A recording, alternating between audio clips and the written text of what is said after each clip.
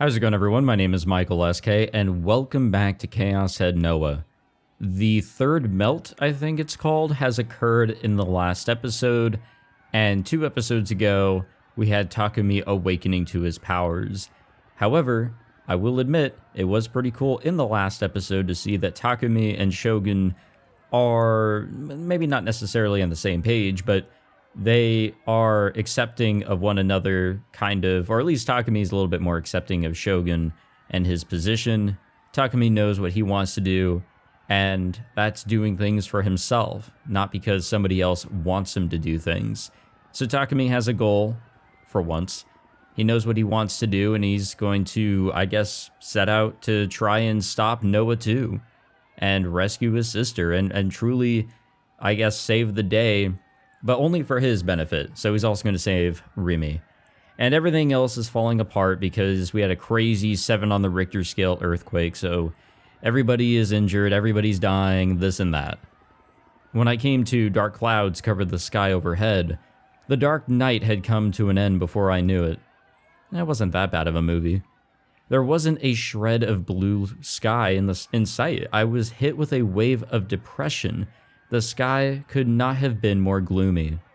Countless sirens from ambulances and fire trucks blared off in the distance. A multitude of helicopters were in the sky, circling the city like flies. My head was racked with pain, like someone was putting a jackhammer to it. It felt even worse than after the last earthquake. I tried to remember what had happened before my memories had cut off, the sky turning white, Shogun mentioning the third melt. I ignored my headache and stood up, only to lose all words. Oh yeah, that looks beautiful. Yeah, death and destruction. The usual scenery was entirely absent. It was like a scene out of the end of the Millennium thing that everyone had been freaking out about almost a decade ago. Shibuya was on the verge of collapse. Traffic lights, roadside trees, and buildings had all fallen to the ground. The Jumbotrons, the most iconic part of Scramble Crossing, really had cracks ripping through them and were entirely silent. The stairs leading down to the subway were buried beneath the rubble of their own ceilings. The guard around the Yamanote line had fallen apart, and the railway had been ripped to shreds. More people than I could count were lying on the ground. Blood and guts clung to the scattered debris. Some remained motionless, some moaned in pain, and some screamed for help. Some were covered in dust, crawling on all fours without a care as to how it made them appear. Some only cried, tightly cradling another motionless body in their arms, I could smell all the blood, the rusty smell mixed with the stench of something burning. Everything was covered with the thick odor of dust. Far in the distance, plumes of black smoke rose like smoke signals. This was the power of Noah too. It was horrifying. This was already on the scale of a weapon of mass destruction. I now understood why Shogun wanted to put an end to this. Come to think of it, where was Shogun? When I came back to myself, I surveyed my surroundings. There was a bent wheelchair lying pretty close to me, and right beside it, his delicate frame was lying there. I ran over to him in a panic and lifted him up. Oi! Shikkari shite! He didn't react. Not even his inner voice said anything. Oh God, was he dead? I put my ear to his mouth. As faint as it was, he was still breathing. But he was still unconscious. I tried hitting him lightly on the cheek a few times, but to no avail. Again, I think I said this in the last episode, it would have been tight if he would actually tell us where we had to go. If I didn't know where it was, there was no way I could make it in time to save Rimi or Nanami. I should have asked him that when I had the chance. Clicking my tongue, I took my phone out of my pocket. It was off, and despite my many attempts to get it working, it stayed that way. It was nothing more than garbage now. Aside from Shogun, who else would know where to find it? Think, goddammit. I didn't have time for this. While I was wandering around doing absolutely goddamn nothing, that Norase guy could be ready to kill Rimi at any moment. Then who Who was someone I could trust? Someone who knew about Noah too? 君たちは特別な存在だ。中でも一番特別なのは、その目、誰の目を産み落とした少年。Yeah, good luck finding that guy. 畑野一世。Senna's dad, one of the founding members of Project Noah, the person who was nowhere to be found right now. Not to mention, I'd never met him before. Wait, it was possible we'd passed each other on the street before, actually. Kozupi had told me all about his homeless lifestyle, with the guy always wandering around Shibuya. 見つけるしかない。 With the surprisingly light body of Shogun on my back, I mindfully made my way through the debris. I didn't have a clue as to where Hatano-san was, but I had no choice. I had to find him no matter what. Are we really gonna carry around Shogun? He takes up too much inventory space. I mean, come on. As light as Shogun's body was, it was still nearly 20 kilograms. It was hard enough to just carrying him around Shibuya, but it was even worse factoring in all the uneven roads. I wasn't one for exercise. I mean, hell, my daily routine consisted of me just sitting in front of my computer all day. I considered finding a way to get Shogun to the hospital, but with Shibuya the way it was, I doubted I could even get an ambulance. Well, lucky for us, the hospital is where we need to go. Even the gentle hill that was Dongenzaka was doing its best to drain all my energy. I could barely breathe and my whole body was gushing out buckets of sweat. Wiping the sweat off my forehead, I took a quick break to catch my breath. There we go. Hey, yo.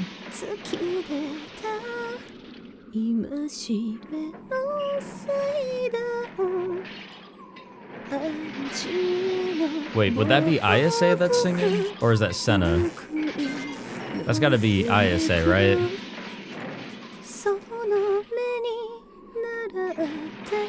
Though it has been a while since we've seen Senna. I just don't remember her being quite the singer.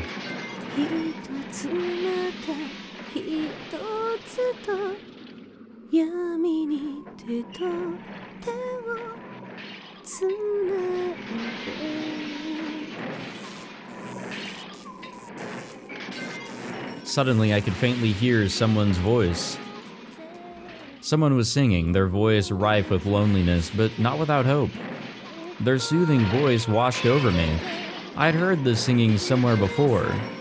Back at that concert, even in spite of the glaring lights overwhelming my vision, and the blaring sound shaking the entire airtight building, I'd still managed to take it in.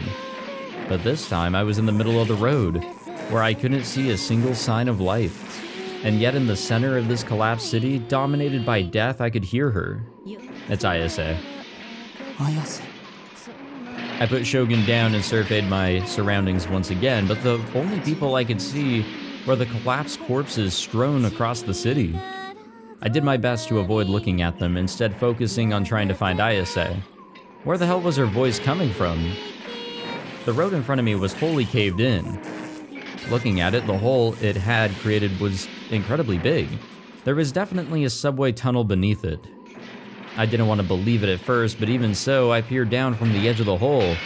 It was about 5 meters deep. There was a pretty fair amount of rubble piled up at the bottom. And that was where Ayase had fallen. We're about to see our sister then. Takumi. 今助けるよ. I jumped down into the hole. I didn't stick the landing whatsoever, instead basically slamming into the rubble while just barely avoiding falling over. Ayase's leg was pinned under a pretty sizable slab of concrete, and yet she still sang. Fantastic, stopping her from moving. I really did give it my best effort, but moving it just wasn't possible on my own. 私だけじゃない。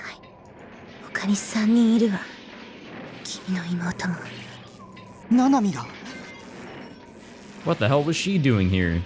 Hadn't that Norase guy kidnapped her? ナナミ！ナナミ！ Enduring the pain in my legs, I stood up and yelled out for my sister, but I got no reply. Looking around me, I only saw one other person beside Ayase.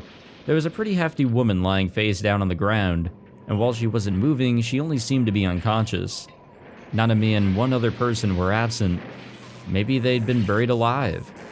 I had to find them right this second. My eyes shot to the top of the hole. There was enough dust to make anyone hack their lungs out, but beyond that, I could see the circular shape of the sky above. I thought about Shogun, who I'd laid on the road up there. I remembered what Rimi had told me. Yeah, no more 妄想 delusions. すればするほど本物のあなたの命が削られていっちゃうんだ。 Okay, but we gotta save everybody. But I couldn't hesitate here. I drew my D-sword entirely from thin air. Consciously avoiding looking at her leg, I sat down near Ayase and peered at her face. I stared into her eyes, refusing to look at anything else. That should do the trick. 妄想するんだ。 A strong one, a really strong one. 綾瀬の足の上にある瓦礫は大きなものじゃない。数は多いけど一つ一つは小さい。重くない。簡単に足を引っ張り出せる。他の二人も助け出せる。 Me and Ayase, we only needed mutual recognition between us two Gigglomaniacs, because once we had that, then our delusion was sure to become reality.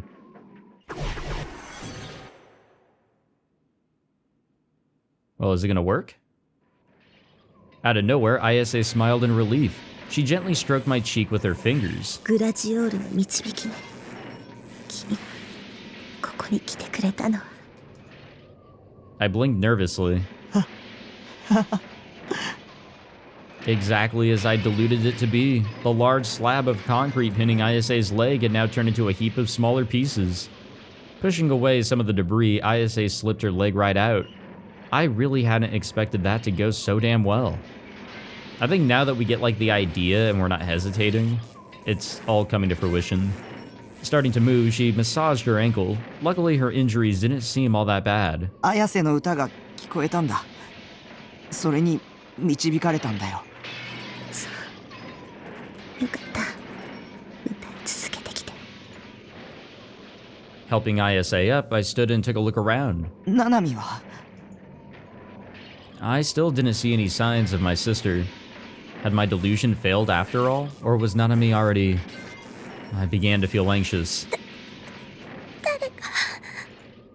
I heard a voice. Looking in the direction of it, I saw a hand reaching out from a gap inside the rubble. And so I took that hand, gripped its slender fingers, and peered into the gap. We're not gonna like what we see, yep. Oh. The gap was almost like a tunnel, and in that tunnel was a familiar-looking girl wearing glasses. It felt like it'd been ages since I'd last seen Yua. Honestly, it has been a long-ass time. なぜか急にこの隙間ができて、ついさっきまで全く身動きが取れなかったんですけど。 The girl averted her eyes from me, with a face that seemed almost apologetic. 手をしっかり掴んでて。 Oh, what a hero we are. I tightly gripped Yua's hand, and then I pulled as hard as I possibly could away from the gap, excuse me. Ayase helped as well. Well, that's 2 saved. Well, I guess 3. Momose seems to be okay, so one last person. With the 2 of us pulling Yua with all of our might, she managed to break free from the rubble without too much trouble. Oh yeah, don't breathe that shit in though. She was covered from head to toe in dust. A few pieces of concrete were tangled up in her long hair. But even with all that, Yua seemed completely uninjured. And now Nanami. Leaving Yua and Ayase, or with Ayase, I started to search for Nanami. Given Yua had managed to break free, I could only assume that my delusion had actually worked. And if that was true, then Nanami should have been in some rubble somewhere that I could yank her free from. And lo and behold, that was exactly the case. As I searched through tons and tons more rubble, I managed to catch a glimpse of Nanami's face through a crack in the debris. Nanami! I called to her, but she didn't respond. She must have fainted. Reaching out, I went to touch her shoulder, but hesitated. Oh, come on. We have to know that's fake. What we saw back then wasn't real. A memory from yesterday flashed into my mind, one of Nanami vanishing into particles right before my eyes. No, this has to be the real Nanami. Gathering my resolve, I grabbed her by the shoulder, or more specifically by her blouse. I could actually touch her. I could feel her warmth. Just like I had with Yua a bit ago, I pulled her out with all my strength. Unlike Ayase or Yua, however, Nanami's uniform was stained with blood. Her hand especially was covered in red. Regardless, I laid her down on the ground and then went to check her breathing. She seemed to be in pain, but she was still breathing. よかった。 Even so, I couldn't help but worry about her right hand. It was absolutely covered in blood. And yet when I tried to grab it, my fingers slipped right through it. A delusional hand. Then that could only mean Nanami's right hand was... ごめん。ごめん。巻き込んで。 A groan leaked from Nanami's mouth. Her face was caked in dust. I gently stroked her cheek and watched as her eyelids slowly began to open. Her gaze faintly wandered for a moment before finally landing on me. ナナミ。 And at that very moment, Nanami's expression warped and changed. Tremendous tears broke free from her eyes. Her left hand firmly grasped my own. She whispered to me so happily, it felt as if she never wanted to let me go. But when I heard those whispers, I responded with a slight shake of my head. ナナミの本当のお兄は僕じゃないよ。 Yeah, I wonder how all that started. Also, what the fuck is happening here? Like, I truly wonder how, I guess, Takumi's family began to see the Takumi that we've been following as the real Takumi. My memories are so cloudy. That was how Nishijo Nanami felt. Her brother's words had been the trigger in her heart, and now she felt as if she had two brothers. However, what her heart told her was that it was not just as if she had two, but that she really did have two. Her mind flashed back to the past, and she remembered her two brothers' faces. One of them seemed quite pathetic. One of them was covered in wrinkles. And yet, despite these distinctions, she was still convinced that she only had a single brother. Something was not adding up. Something between her memories and her cognition. What was reality? What was illusion? She did not know, and that scared her. To escape this, she attempted to empty her mind of all thoughts, when suddenly her own voice audibly rippled outward. Nana, you need to stay strong.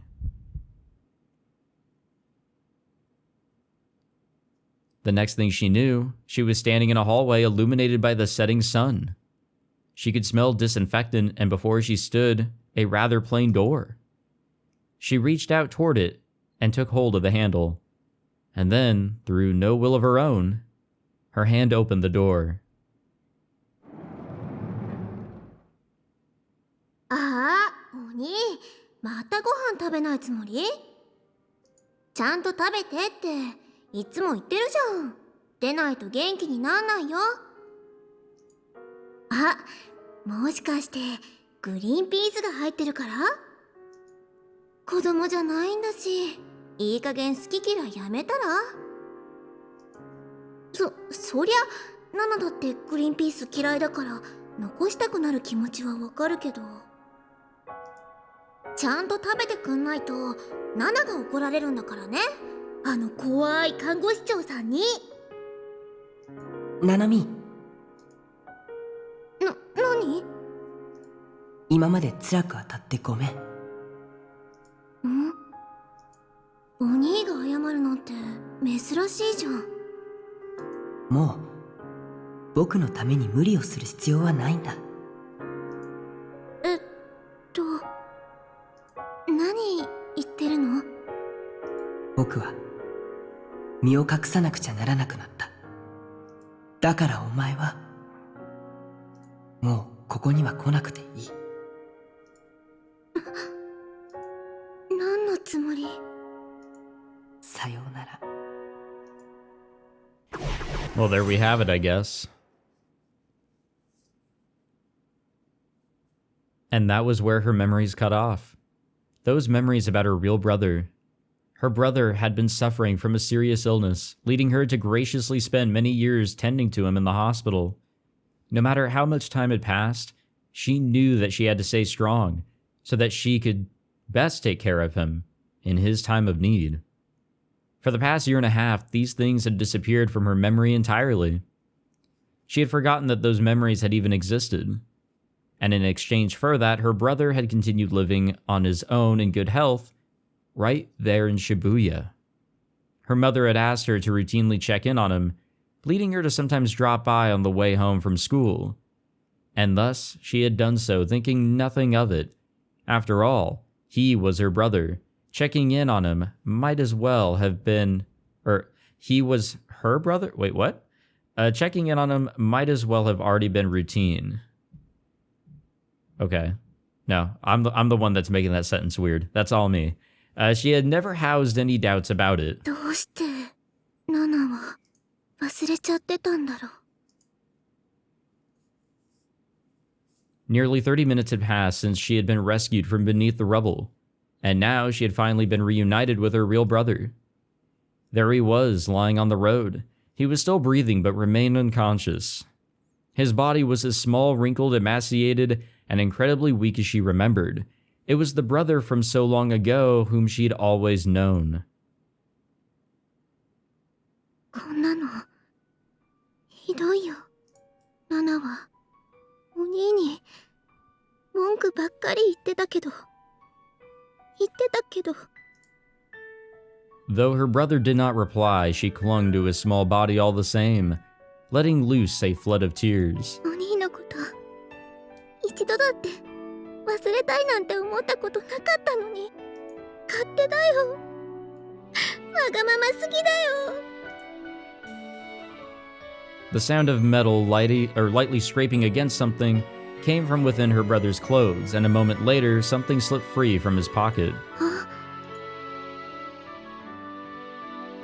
It was what Nanami had been searching for. When she lost her right hand, she lost it as well. A flimsy, cheap bangle with a snowflake motif. Confused, she stared at her real brother's face, but his eyes, buried in wrinkles, did not open in return. Nanami picked up the bangle with her left hand. She remembered how it felt to touch. It was her brother's first present to her, Nanami's greatest treasure. Nanami lifted her gaze, unconsciously searching for her other brother. He was holding a long sword and his back was turned to her. But he was walking away. He was leaving this place. Even without saying a word, Nanami could understand that much. The fact that he might leave without saying even a word to her left her wrought with a terrible loneliness. 言っておいで。 Nanami's brow furrowed in confusion, and she softly searched around herself. 今声が It was her brother's voice. That much she indeed remembered. The voice of her brother, who should have been unconscious. 彼は僕と一心同体。もう一人のお兄なんだから。 Whether it was truly her brother's voice or a mere hallucination, Nanami could not tell. And yet, regardless of which it was, she whispered all the same. わかった。 She whispered to her brother, who still lay on the ground. Nanami stood up and walked toward her older brother's back. She hardly had any strength left. Day after day, she had been trapped in a pitch-black room, forced to take part in some sick, what-the-fuck of agonizing crucifixion. She could not even remember how many times she had thought she would die. Her right hand in particular caused her tremendous amounts of pain, as if a chisel was being struck into it all the way to the bone. The sensation that she lacked her hand, together with the illusion that it still remained, were tearing her mind in two. She was exhausted both mentally and physically. If she lost focus, there was no doubt she would fall to the ground, too drained to get back up again. Therefore, she had to make a desperate effort to reach her hand out at this very instant. even if it took more effort than she could give. She would do everything in her power to make him stop. 待って。 She narrowly managed to squeeze something out, and thankfully he had heard. He halted his stride and looked back toward Nanami. Even though she had managed to stop him, she was lost on what exactly to say to him. The reality that this person was not her brother at all, the conviction that this person was her brother to the end.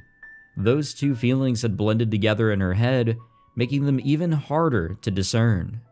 But she gripped her bangle tightly in her left hand. It had been his gift to her, one that felt cold to the touch, but warm to the heart. The very existence of this bangle linked both him and her together. That was how she felt. And that answer was all she needed. Her hesitation instantly faded. お兄は本当のお兄じゃないかもしれないけど、頼りにならなくて、おたくさんで、アニメキャラもお人形さんばっかり集めてて、 Damn, alright. 口が悪くて、 The truth does hurt, I 愛想もな guess. くて、意地悪なことばっかり言うけど、お兄もナナのお兄だよ。 Trying her hardest to fight back her tears, Nanami smiled as best as she could.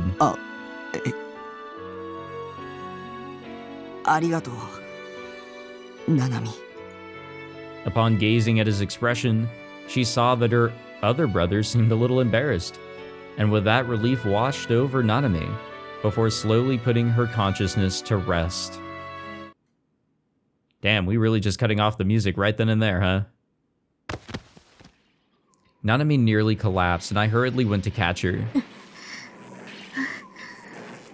She lost consciousness, her face was pale, and she was clearly having trouble breathing. 早く病院に運ばないと、このままじゃ危ないわ。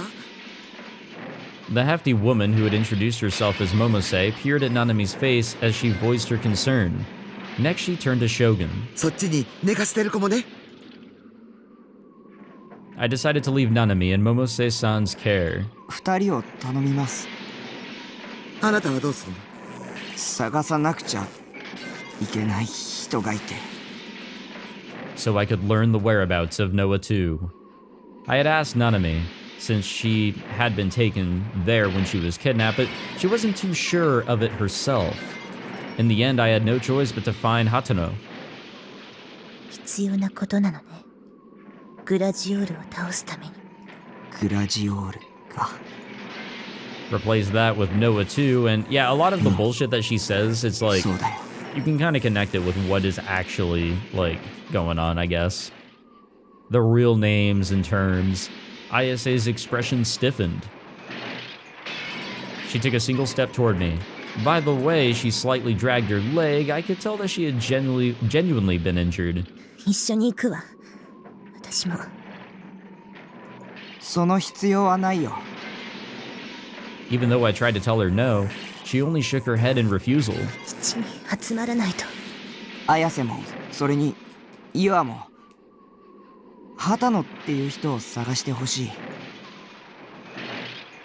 At the mere mention of her name, Yua jumped a little from her hiding spot behind Momose. その人が、ノア2の場所知ってるから、一緒に行動しなくても、僕はみんなの見聞きしたことがわかる。だから、今は手分けして探して。 That was the best option we had at the moment, and we had to be quick about it. There was no guarantee that we'd be safe if another earthquake struck. わかった。 ISA seemed to agree with me, though she didn't look all that happy about it. なんだかよくわからないけど、野呂瀬源一が全ての黒幕です。そういうこと。それなら妹さんたちのことは私に任せなさいな。 Momose-san puffed out her chest in a display of bravado, and then she gave me a quick nod, likely in an attempt to cheer me on. ただし、無茶しちゃダメよ。 Oh man, we're gonna be doing a lot of rash things それ here. と一つ頼まれてほしいんだけど。バンちゃん、ヘラヘラ笑ってるうさんくさそうな中年刑事を見たら、私に連絡するように伝えてくれる？ Yeah, that's not happening. He is dead. Did she mean Bon Yasuji? I knew all about how he died. He had been shot and killed by his own partner. I had unconsciously seen it all unfold. I fully intended to tell Momose-san this, but... まったく。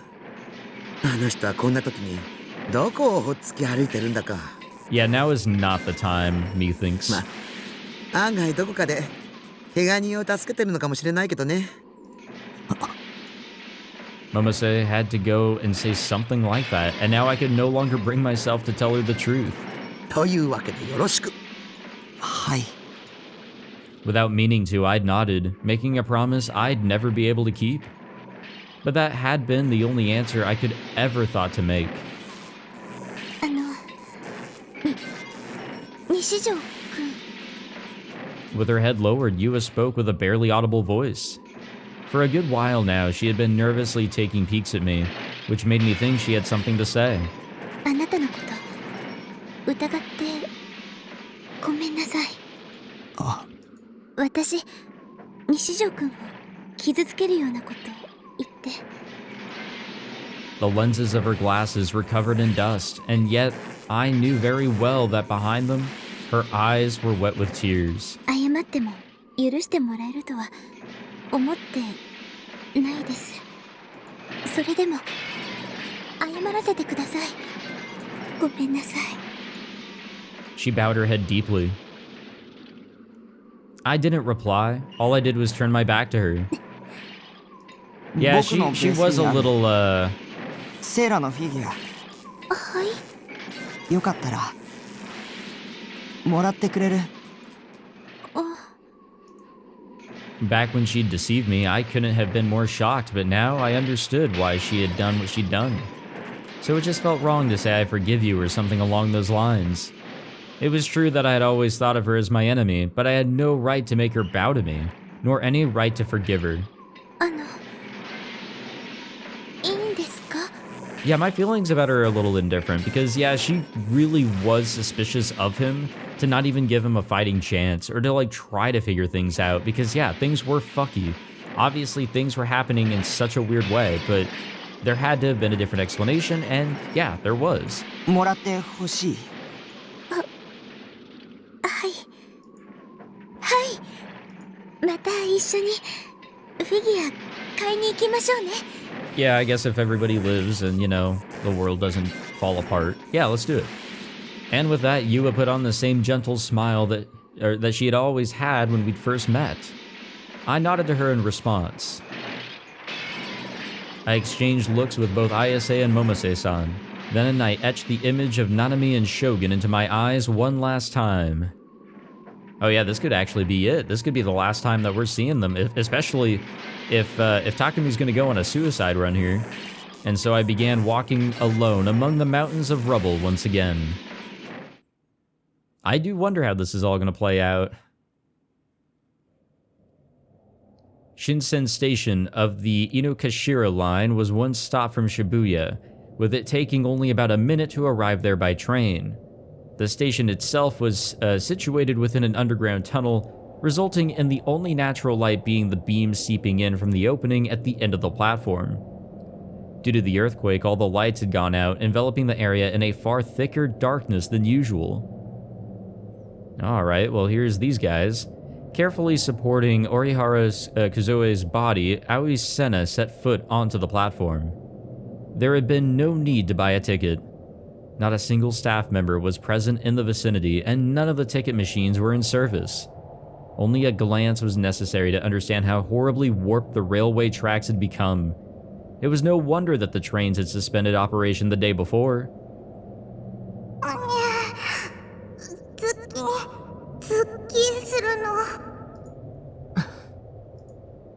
Kuzoe's left leg was drenched in blood. She had been deeply cut by broken glass during the earthquake.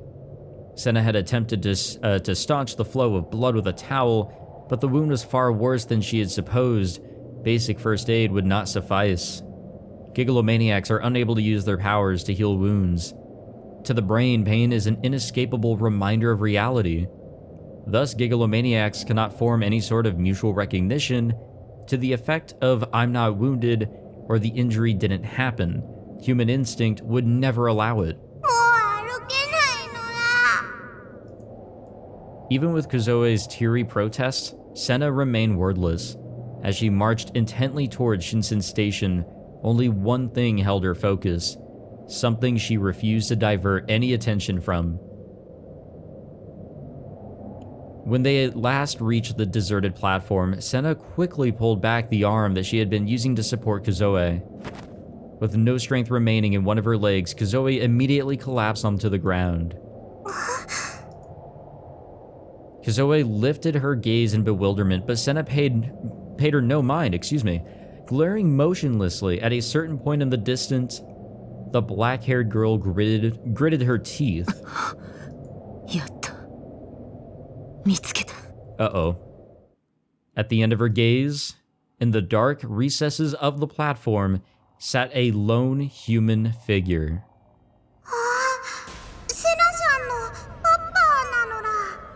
I don't think it's good that they got to him first.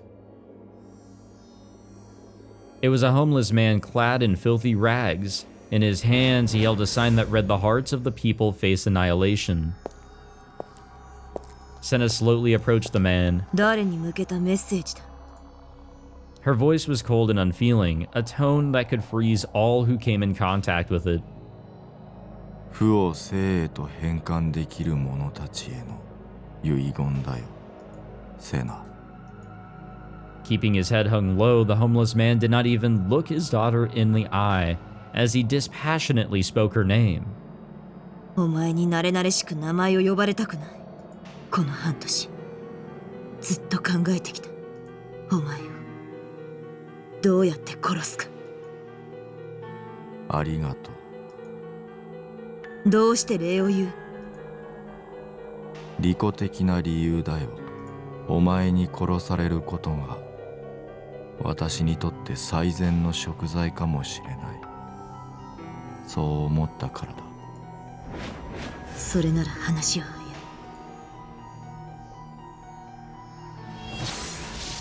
Senna real booted her D sword. Yeah, this isn't looking good. The method she had chosen for her father's execution was death by her D sword. The simplicity behind it laid the truth bare. The way she killed him did not matter. All that mattered was killing him at all. すまない。 Hatano still refused to raise his head. どうして謝る？お前に父殺しの汚名を着せてしまうからだ。殺せさえすればどんな恥ずかしめだって受けてやる。お前は母さんと妹を殺した。事実だ。しかもあんなむごい最後。 That is absolutely true. Holy fuck. Senna could only act calm and collected for so long as her emotions began to take control. She was seized by a fierce tremble. お前には見せたくはなかった。いや、今のは聞き流してくれ。 No, I'm sure that is true. He actually didn't want her to see any of that, but they made her see it. なぜあんなことを？過程を説明 And する now こ I と understand は why. 無意味だよ。 They wanted her to awaken and to use her as a sample. お前は納得しないし、結果が改変されるわけでもない。 Like, it's really fucked up when you think about it from a moral standpoint. Honestly, every bit of it is fucked up. Senna thrusted the tip of her D-sword toward Hatano's head. そうやってまた逃げるのか？間違っていたのは私だ。それが全てなんだ。お前には失望した。まだ期待していたのか。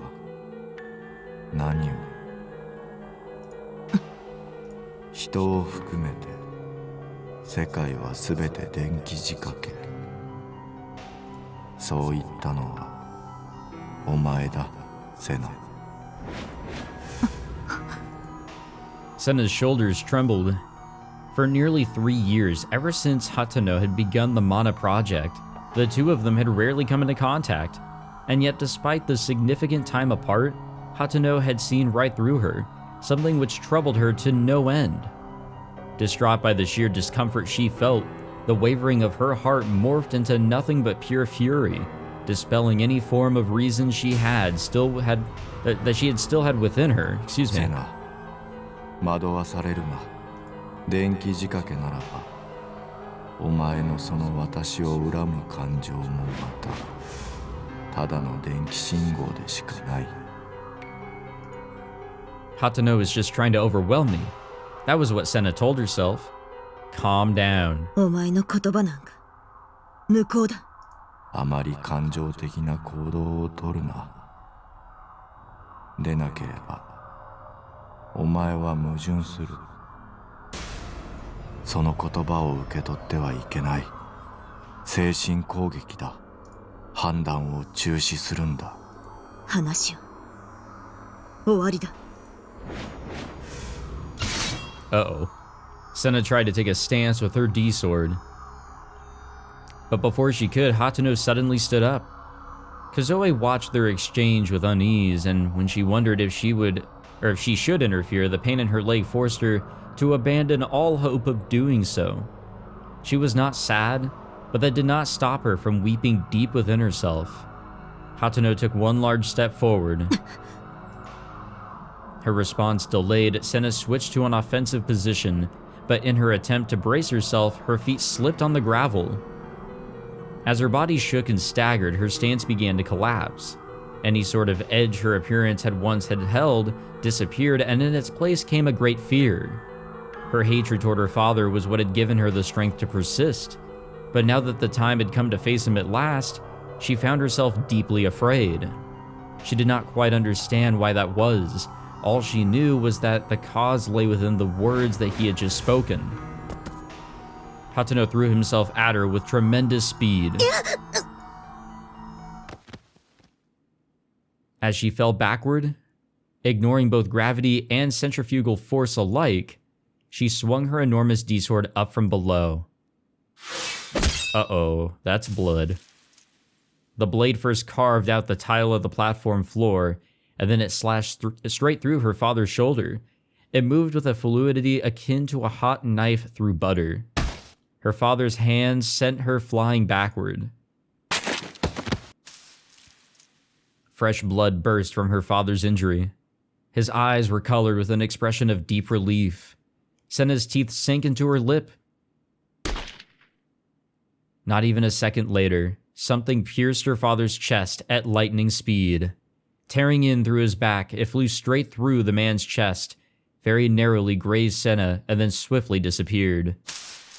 Now blood gushed, not just from his shoulder, but from his chest as well. What the fuck hit him?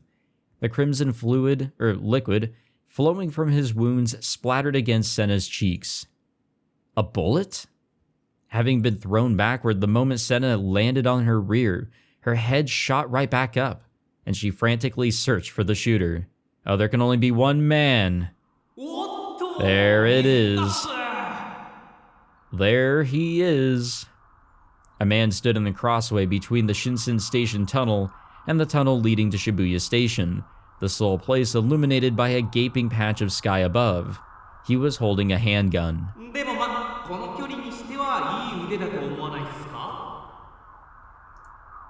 Senna's father collapsed beside her. Half of his body was already soaked in blood. No. Were you protecting me? Overcome with disbelief, Senna fixed her gaze on the pool of blood spilling over the tile floor.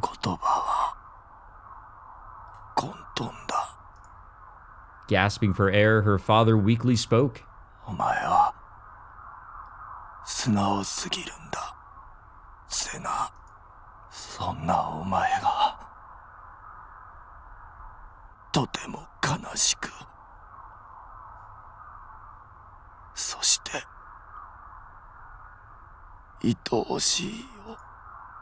The bullet had been meant for Senna, but Hatano had taken it in her place. Fuck. She had been trying to take her father's life, but he had given it for her instead. Senna tightened her grip on the D-sword she held in her hand.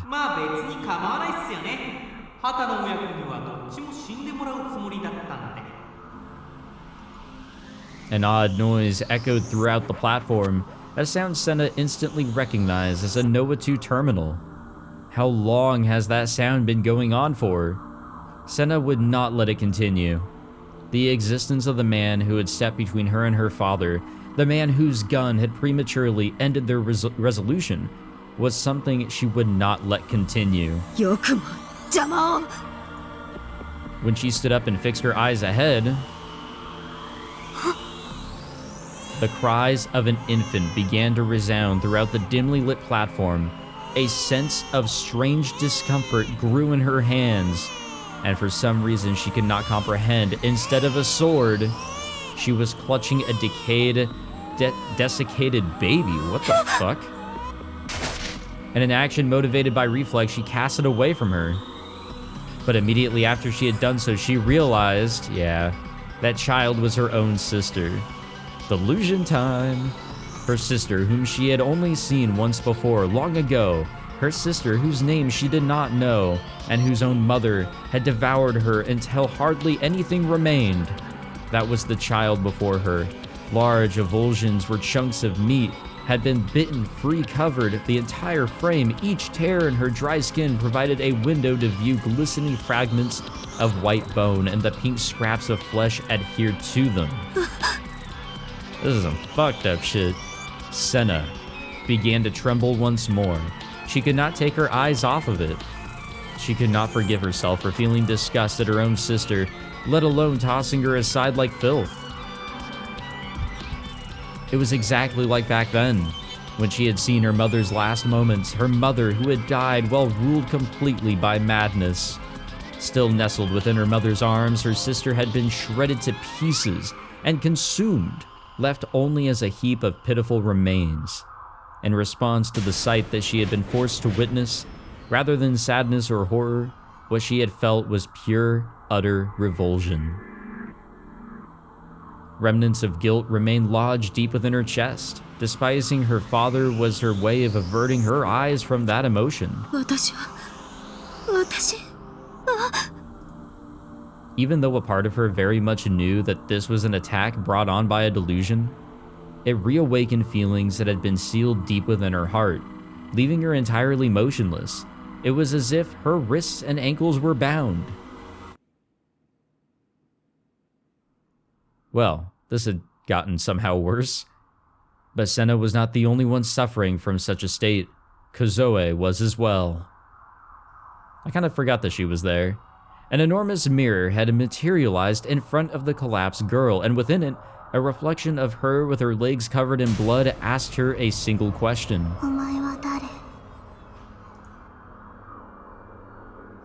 Kozoe froze in terror. Large tears began to flow from her eyes. Honestly, the comparison of their, two biggest fears here is pretty fucking ridiculous. The wounds that she had wanted to forget, the past that she never wanted to remember. Tears of a deep decay began leaking from her heart and mind. She wanted to run away as far as her legs could take her, desiring nothing more than to look away from the mirrors she wished to turn away. Yet foregoing her will entirely, her body refused to move. Herself on the other side of the mirror was not shedding even a single tear.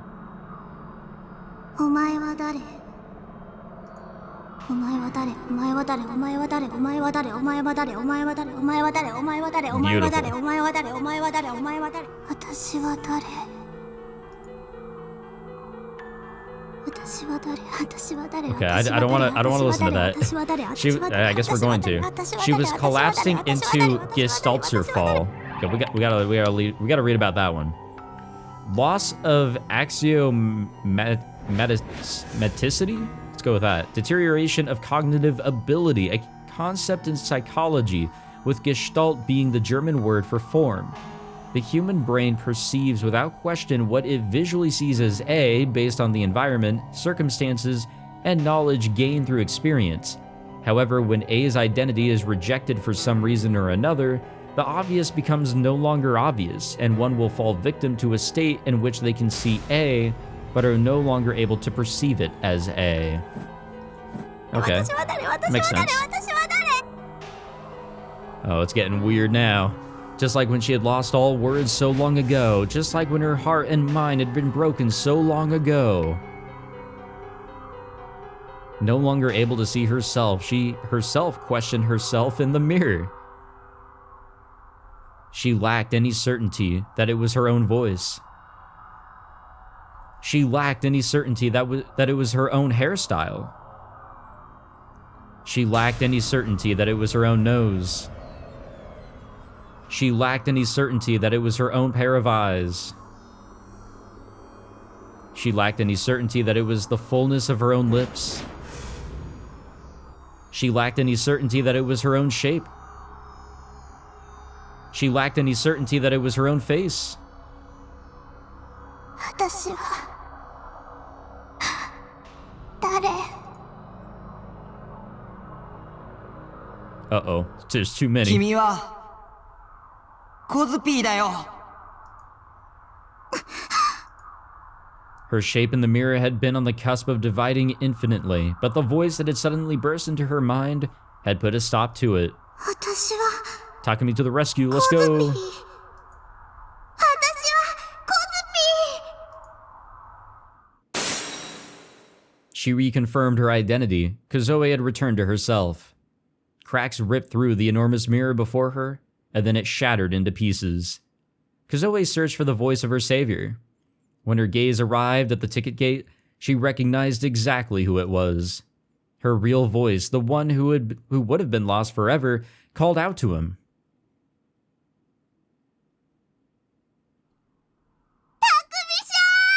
Oh shit, yeah, she actually did speak, wow. Kozoe called out, not with her inner voice, but with her real voice. I realized that it was the first time I'd ever heard her use it. It was thanks to Kozoe that I'd managed to get over here so quickly. I'd been next to a police box at the top of Dongenzaka when I'd heard her inner voice screaming for help.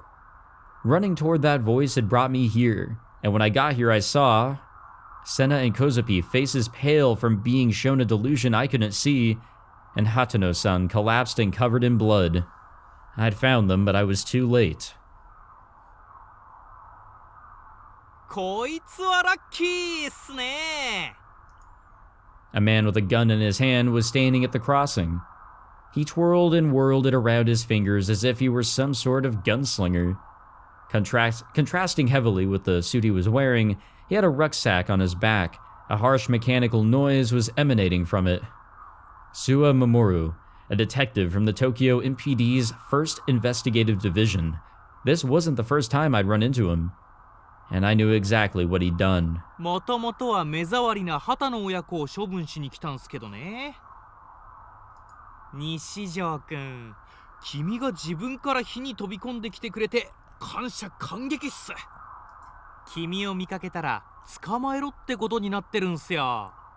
誰に？内緒っす。 Oh, we know. He smiled a flippant smile, one that was somewhat reminiscent of Detective Bond's. But there was one key difference. Detective Bond's smile had always been just an act meant to throw people off or to rile them up. When it came to Suwa, however, this sly smile was who he truly was. あんたはノロセの居場所を知ってる？西条くんさ。 Suwa heaved a sigh, shaking his head in an extremely exaggerated motion. 口の聞き方に気をつけてほしいっすね。自分の方が年上っすよ。 You know, that's a big thing in Japan. If you're older, you deserve respect. バンっていう人を殺したのはあんただ。だから刑事のくせに人を殺すなんて。君には言われたくないっす。 I gripped my D sword tightly. あんたみたいなやつに敬語を使う義理なんてないよ。そんな舐めた口聞いていいんすか？ Haha, well, joke's on you. Whoa, whoa, whoa, whoa, why did I look up? Whoa, why does he sound like that? Even from this distance, it was clear to see. The smile on Sua's face had disappeared. Without moving from where he was, he gestured with his free hand like he was trying to shake something off.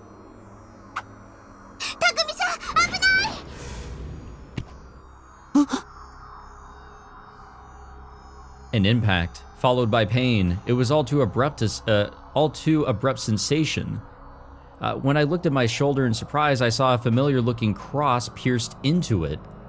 No, it was no cross, it was a stake. A cross-shaped stake from the crucifixion case. It had come at me too fast to see. The area was too dark. I hadn't even realized it was flying toward me until it had already hit me. Suwa had thrown it, without moving from his spot. He'd thrown it from that distance, with pinpoint accuracy. I cautiously touched the stake. It felt cold and smooth. Was it a delusion? Or was it real? The pain was growing more and more intense. I couldn't put the strength into my hand. I wasn't able to hold onto my D-sword anymore. Suwa raised his voice in an attempt to suppress his rage.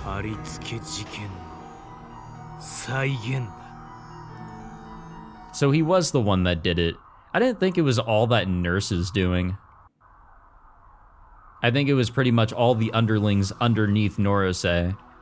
Not even a moment later, Suwa was holding even more cross-shaped stakes in his hand. Doing his best to restrain his furious rage that was on the verge of pouring out, he fired off the additional stakes toward Nishijo Takumi. I like this music. They disregarded all form of drag and the laws of physics altogether. This has to be a delusion. As if they possessed wills of their own, they sped intently toward Takumi's arms. 15 had found their mark thus far, goddamn. Not a single one had missed.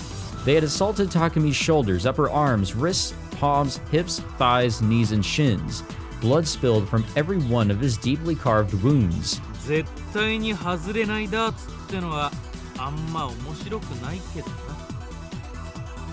Suwa already had another stake in his hand, and once again, he fired it off just like the others. This has to be a delusion.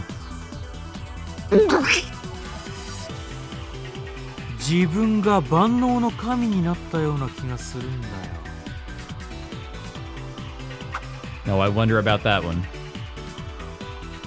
I felt an incredibly strange sensation. And he's probably not even listening to me anyway, Suwa thought to himself. Each and every wound carved into my body only made me feel more alive. Suwa hurled yet another stake toward Takumi, who hung his head at the mercy of his attacker.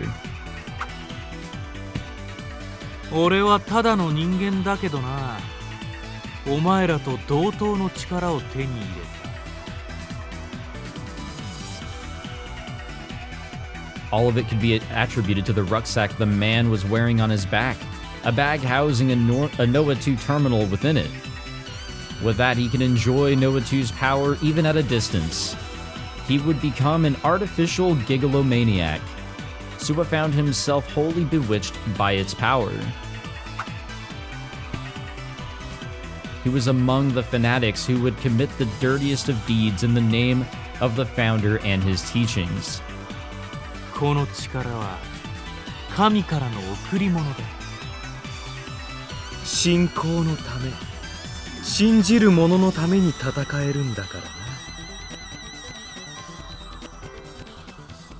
Suwa hurled yet another stake. It penetrated the nape of my neck. I was racked with extreme pain that felt as if my entire body was being torn in two. Pain so horrible, I felt as if I might go insane. Springing forth from the torture taking place, a death began to rear its head.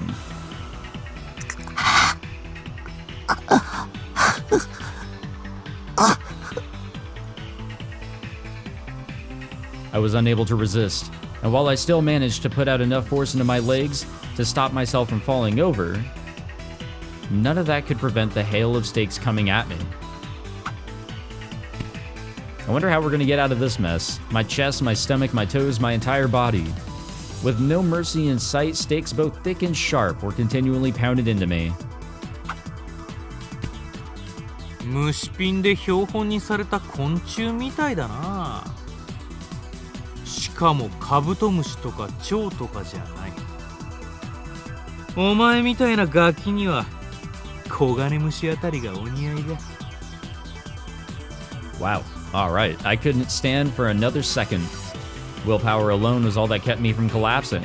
Suwa was baffled at what could possibly be keeping him from collapsing. But I was almost at my limit. My field of vision was becoming pixelated. It was hard to see anymore. 遺言があるならいいな。ただし20時以内だ。Damn, an English question. At the very end, tightly clutching the next stake, Suwa was talking to me as if he had already won.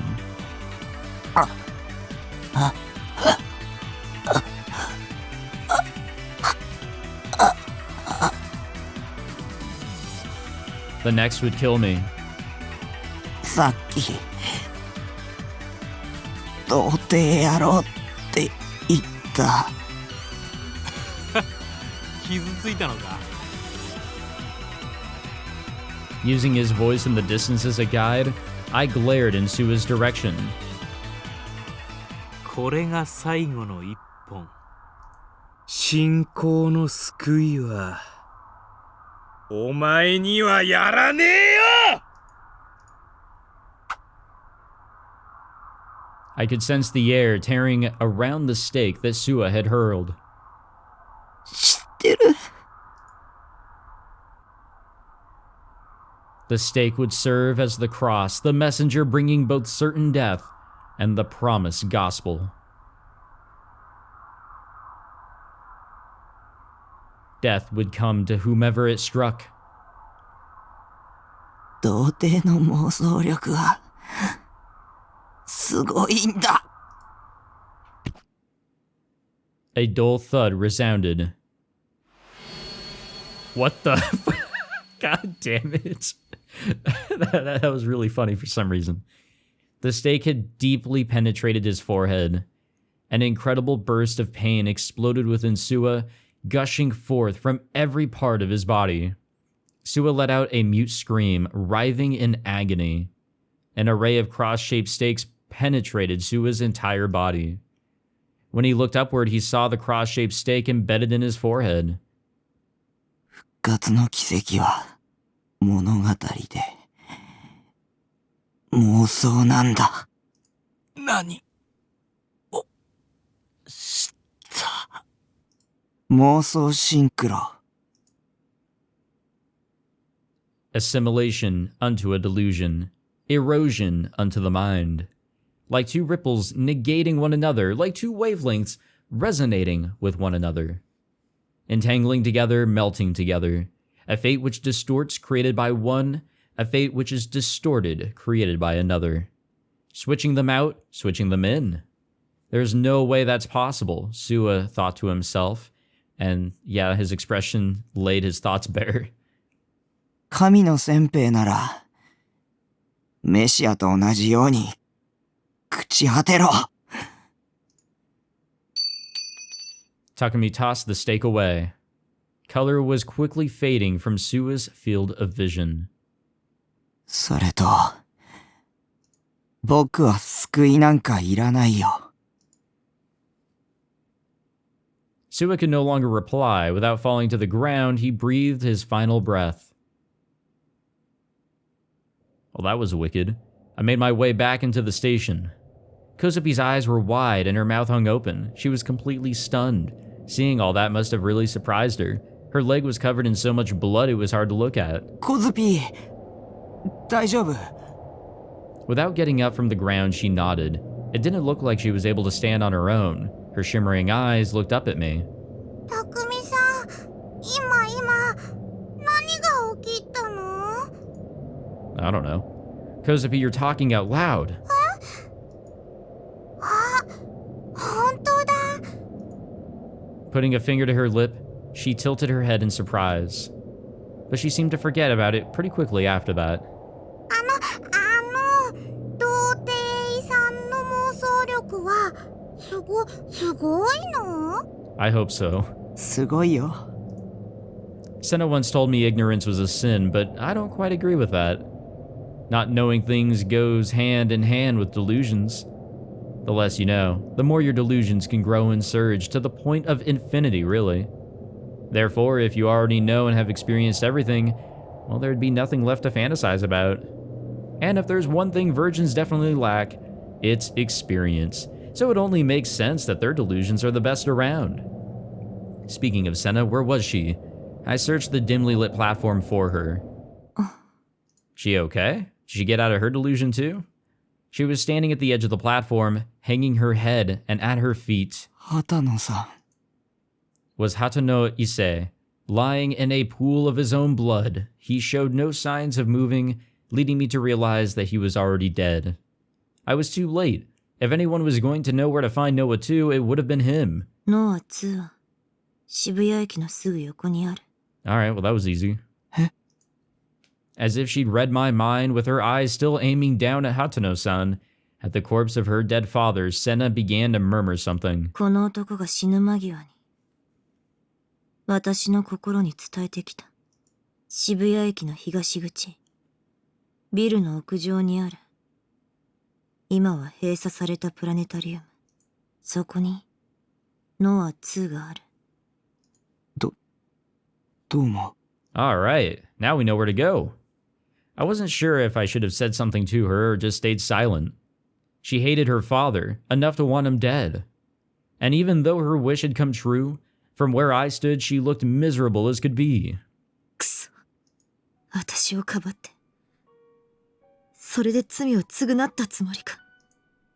Her words were targeted at her father's lifeless corpse, but he had said nothing in return, and he never would again. お前は自分の罪を認めた。その上で私に見せつけるように。自殺したようなものだ。許せない。私はお前を許さない。セナさん、心が泣いてるの。本当はお父さん殺したくなかったのら。 It was just as Kozupi had said, and with those words, Senna's usual resolute demeanor disappeared.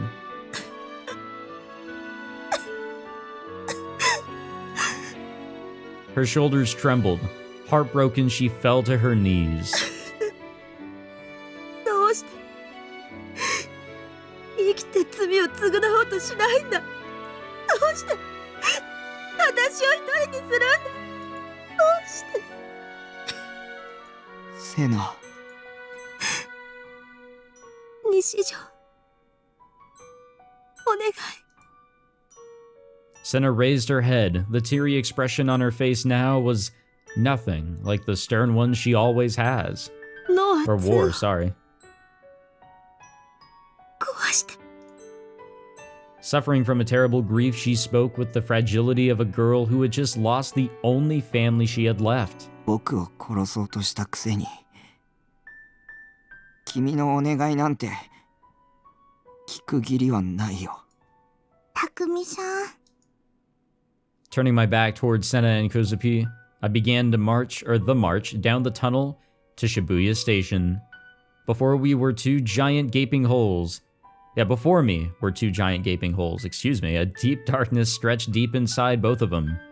Passing through them would be the quickest way to get to Shibuya Station. 僕は僕の目的のためだけにノア2を壊す。絶対に。 I had a feeling Senna had said something after that, but I wasn't listening anymore. Hey, but we now know where to go. And it's right there.